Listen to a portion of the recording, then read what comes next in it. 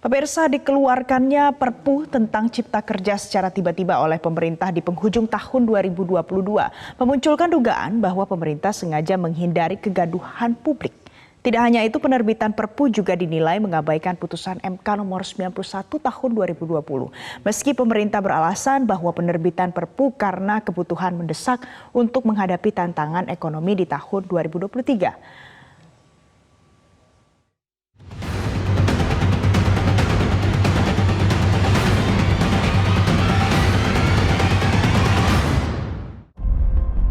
Presiden Joko Widodo menerbitkan peraturan pemerintah pengganti undang-undang atau Perpu nomor 2 tahun 2022 tentang Cipta Kerja pada Jumat 30 Desember 2022 lalu. Dengan terbitnya Perpu ini, maka putusan Mahkamah Konstitusi yang menyatakan Undang-Undang Cipta Kerja inkonstitusional bersyarat gugur. Menteri Koordinator Politik, Hukum dan Keamanan Mahfud MD mengatakan bahwa penerbitan Perpu ini adalah langkah strategis yang harus diambil oleh pemerintah. Mahfud pun menambahkan jika harus menunggu hingga batas waktu sesuai putusan Mahkamah Konstitusi nomor 91 tahun 2020, maka pemerintah bisa ketinggalan dalam menghadapi situasi. Pemerintah harus mengambil langkah-langkah strategis secepatnya. Nah, untuk mengambil langkah strategis ini, kalau masih menunggu sampai berakhirnya tenggat yang ditentukan oleh putusan MK nomor 91 tahun 2020, maka pemerintah akan ketinggalan untuk mengantisipasi dan menyelamatkan situasi. Sementara itu, Menteri Koordinator Perekonomian Erlangga Hartarto menyebutkan ada sejumlah penyempurnaan dalam Perpu nomor 2 tahun 2022 tentang Cipta Kerja. Sejumlah ketentuan yang berubah diantaranya soal upah minimum tenaga alih daya, harmonisasi peraturan perpajakan, dan hubungan pemerintah pusat dan pemerintah daerah. Perubahan dalam upah minimum diantaranya penambahan unsur daya beli masyarakat masuk dalam perhitungan selain unsur inflasi dan pertumbuhan ekonomi.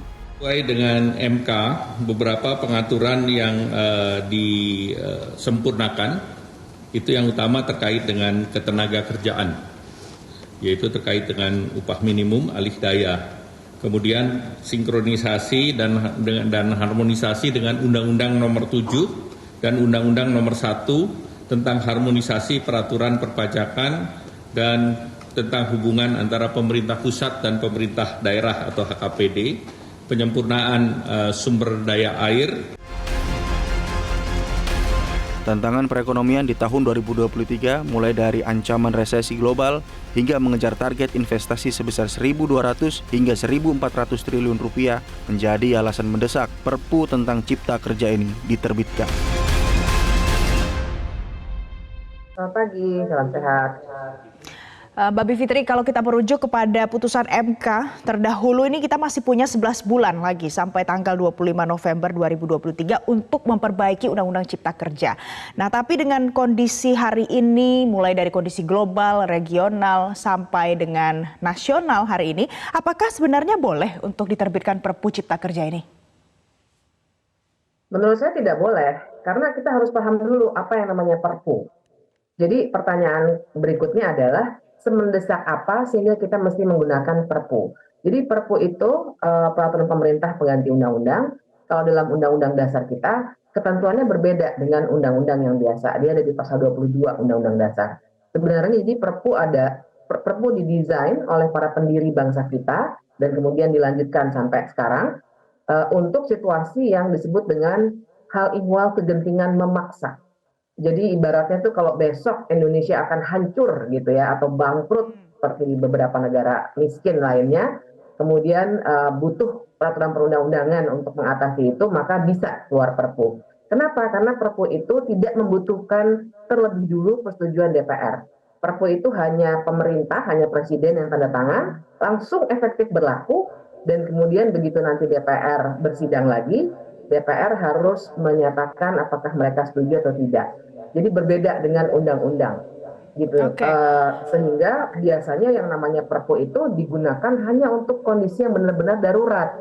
Kenapa? Karena presiden pada dasarnya dalam sebuah negara hukum dan negara demokrasi tidak boleh bertindak sendirian.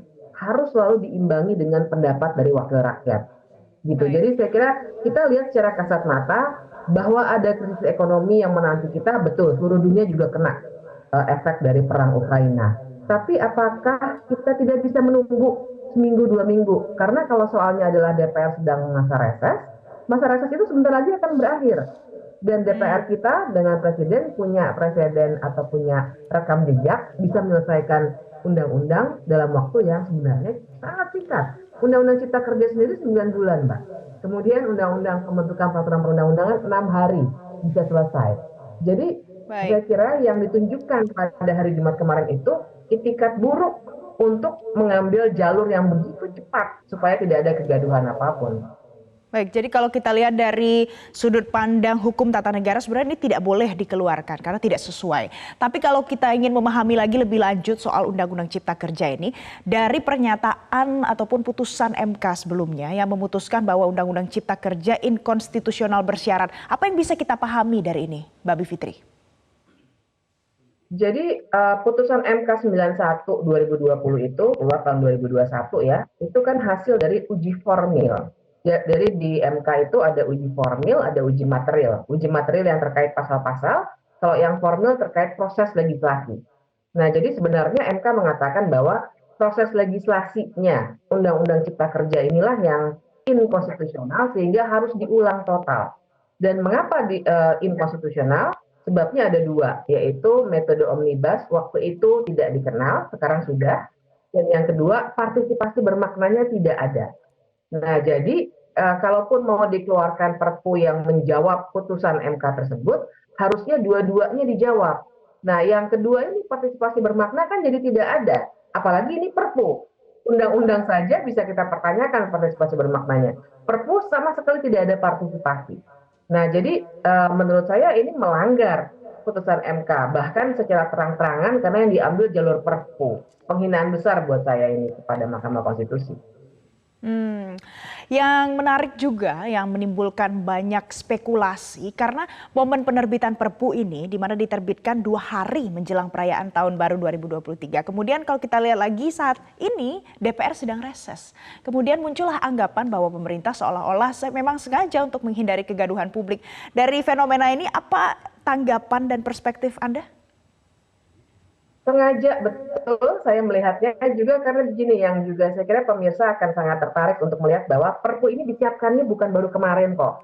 Sehingga butuh sekali dikeluarkan persis di hari kerja terakhir di tahun 2022 dan karena 1117 halaman ya Mbak saya udah lihat baca semua pasalnya itu 1117 halaman Perpu ini yang artinya disiapkannya tentu saja nggak mungkin baru 3 hari sebelumnya atau sehari sebelumnya. Jadi lagi-lagi gentingan memaksanya tidak ada. Dan sebenarnya sudah ada diskusi juga tuh, saya ingat betul karena waktu itu beberapa orang dari hukum tata negara juga diundang, tapi berhalangan hadir karena sangat mendadak juga. Itu di sekitar dekat-dekat G20. Dan sebelumnya juga ada diskusi juga. Jadi persiapannya sebenarnya lama. Tapi itu tadi, kok kami semua kaget, karena kami berpikir walaupun dengan kritik pun, gunakanlah jalur biasa supaya ada perdebatan publik dulu. Tapi ini tidak, dikeluarkannya langsung melalui Perpu. Jadi itu sudah menjadi indikasi yang sangat kuat bahwa memang pemerintah tidak menginginkan adanya diskusi publik sama sekali, bahkan dengan DPR yang sebenarnya kan DPR juga 82% koalisi pemerintah ya, tidak perlu juga ragu-ragu akan ditolak ataupun diutak-atik oleh DPR dengan kondisi seperti itu. Tapi memang yang ingin dihindari adalah kegaduhan publik karena kalau masuk DPR pasti akan terjadi ya, draftnya akan dibuka dari awal, akan ada diskusi. Ini yang ingin dihindari. Sekarang ini Perpu sudah langsung berlaku nih. Begitu Jumat kemarin sudah bisa diberlakukan. Oke, Mbak Bivitri, kita tahu sebelumnya pemerintah juga menyampaikan apa alasan kegentingan mengapa Perpu ini sampai harus dikeluarkan, dan kita tahu ini juga adalah hak dari Presiden untuk menentukan memang kondisi ini genting. Tapi kalau menurut Anda, apakah indikasi-indikasi ini memang masuk ke dalam kategori ini genting sampai memang benar-benar harus buru-buru dikeluarkan? Menurut saya sama sekali tidak, karena genting itu konstruksinya kalau dalam undang-undang dasar kita memang situasi yang disebutnya tuh hukum tata negara darurat. Jadi ada juga pas putusan Mahkamah Konstitusi nomor 135 tahun 2009 yang sudah bilang bahwa Perpu itu dikeluarkan dalam ada tiga kategorinya, yang intinya mengatakan bahwa kalau memang ada kekosongan hukum yang betul-betul dalam situasi yang genting darurat begitu, ibaratnya kalau ada perang atau bencana alam nasional yang mendadak yang kita tidak inginkan sama-sama gitu ya, tapi kalau memang ada, hukum tata negara harus mampu menjawabnya. Kalau ada kekosongan hukum itu dan prosedur biasa tidak bisa ditempuh, baru boleh dikeluarkan Perpu. Tahun 2009 MK sudah bilang begitu. Nah ini kan prosedur biasa sebenarnya tidak juga sangat terhalang karena nggak ada bencana nasional, nggak ada perang atau apapun. Yang terjadi hanya DPR sedang masa reses. Sebagian mungkin liburan, ada yang umroh, segala macam. Hanya itu. Lagi-lagi minggu depan sebenarnya bisa ditunggu sedikit, DPR sudah bisa mulai bersidang lagi. Tapi itu tidak ditempuh, yang ditempuh justru Perpu. Dan kalau di situ juga dikatakan krisis ekonomi, ya itu krisis ekonomi itu saya setuju memang ada, kita sudah siap-siap, sudah terasa. Tapi lagi-lagi mengapa yang diambil langkah Perpu, bukan undang-undang yang membutuhkan perdebatan terlebih dulu. Bahkan ada satu lagi saya sudah baca, alasannya adalah krisis iklim misalnya begitu ya. Tapi isi dari Perpu Cipta Kerja ini justru berbanding terbalik dengan apa yang mestinya kita lakukan untuk krisis iklim. Karena yang terjadi di dalam undang Perpu ini adalah perusakan lingkungan, pembiaran perusakan lingkungan melalui proyek-proyek strategis nasional dan lain sebagainya. Jadi saya melihat alasan-alasan itu cenderung mengada-ada untuk bisa menggunakan pasal 22 Undang-Undang Dasar soal Perpu itu. Tidak mengambil jalur yang lebih terbuka melalui pembahasan undang-undang seperti biasanya. Baik, jadi Anda katakan kalau Perpu ini tidak memenuhi syarat. Nah sekarang pada saat tidak memenuhi syarat ini apakah dia bisa batal atau perlu ada proses lagi lebih lanjut supaya bisa dipastikan ini benar-benar sesuai dengan aturan, bisa diberlakukan atau bagaimana? Perlu ada proses, jadi ada dua yang bisa kita lihat di atas kertas ya. Nanti politiknya beda lagi, tapi di atas kertas kita punya dua proses. Yang pertama itu nanti akan ada pembahasan oleh DPR karena menurut Undang-Undang Dasar dan kemudian Undang-Undang tentang pembentukan peraturan perundang-undangan, Perpu itu pada saat DPR bersidang lagi, langsung yang berikutnya harus dibahas dan DPR boleh juga tidak menyetujui, tidak harus setuju. Dan sudah ada presidennya, DPR tidak setuju terhadap Perpu yang dikeluarkan oleh Presiden di masa yang lalu. Itu satu, dan kemudian yang kedua tentu saja bisa saja dibawa ke Mahkamah Konstitusi bahkan ketika bentuknya masih Perpu. Makanya tadi ada putusan MK 135 tahun 2009 karena sudah pernah dilakukan. Nah tapi tentu saja dua-duanya ini punya tantangan besar. DPR kecenderungannya saya sih melihat akan setuju saja ya, karena 82% itu koalisinya pemerintah. Dan jangan pula kita lupa bahwa Perpu Cipta Kerja ini inisiator dan pendorong utamanya itu Kementerian Koordinator Ekonomi yang ketuanya adalah Ketua Umum Golkar, Pak Airlangga Hartarto. Jadi dengan mudah seperti dulu Undang-Undang Cipta Kerja dulu di proses, itu akan banyak sekali lobby oleh salah satu partai yang paling besar dan paling tua di Indonesia ini dan terus terang memang paling kuat juga. Jadi kemungkinannya akan sangat kecil untuk tidak disetujui. Begitu juga dengan MK. Kita tahu MK-nya sudah, jadi skenario besarnya sudah kelihatan sebenarnya Mbak, menurut saya.